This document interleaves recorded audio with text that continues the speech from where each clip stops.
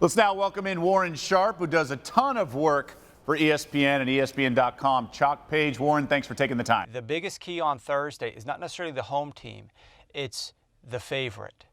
Because the team that is better doesn't have to try to come up with the crazy ways of trying to win this game on short rest. So if you look at it, home teams have a good win rate on Thursdays, but favorites, even if it's a road favorite, ends up having a better win rate against the spread than even just the home team. Because they're naturally the better team. Once the field conditions became apparent, and there was even talks about moving this game back to LA, I actually called up Crack, who was with you yesterday, and we discussed betting the under on this game because it's really a no-lose situation. If the venue gets changed, they're going to cancel all those bets. If they do play and certain players sit because they're worried about the field condition, values to the under. If the field stays the same way, values to the under. So it was really a no-lose situation. Certain types of routes are more likely to draw PI calls on the defense. Oh, you're going to talk dirty to me. So what are the routes? What gets the most? It's the go routes get some of the most. Yep. Also some of like your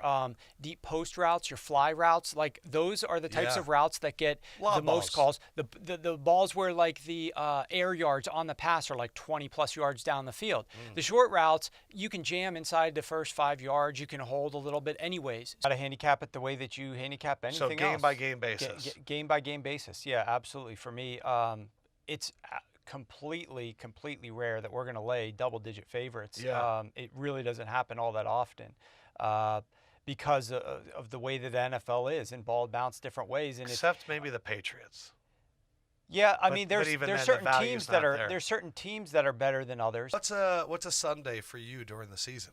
Oh, it's like, hectic. are you charting while watching the games? Or are you just watching the games and processing and I'm taking notes. I'm taking notes during the game. So I've got in my office, I've got a bank of 6 computer monitors. Sure. And then I've got my, like a 10-foot projection screen surrounded by monitors on either side so I can watch. Yeah, I put the DirecTV, all 8 games in the box on the main TV. Do you watch Red Zone?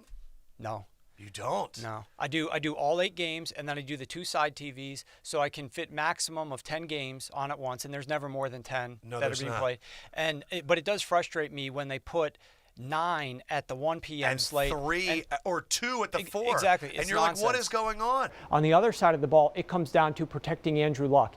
Andrew Luck has not been sacked in the last 4 games, 126 pass attempts without a single sack. Last week, they just played the Jacksonville Jaguars, who have, even though they haven't been getting a lot of sacks, they have the 2nd best pressure rate in the NFL. And Andrew Luck wasn't sacked a single time in that game. The Tennessee Titans have played a very easy schedule of opposing pass rush offenses, and I don't think they're going to have a lot of success getting to Andrew Luck here. That's going to allow Andrew Luck to exploit this defense, which, if you look at the Tennessee Titans, they really haven't played a very difficult schedule of opposing offenses so far this year. So I think both cases we're going to have offenses with quarterbacks having time to throw, more opportunities to use diverse attacks. Follow him on social media at Sharp Football. Check out his website, sharpfootballanalysis.com. I hope this is not the last time I talk to you. I'd like to pick your brain even more, but thank you for making me a better. And I'm going to sound smarter when I talk to people later.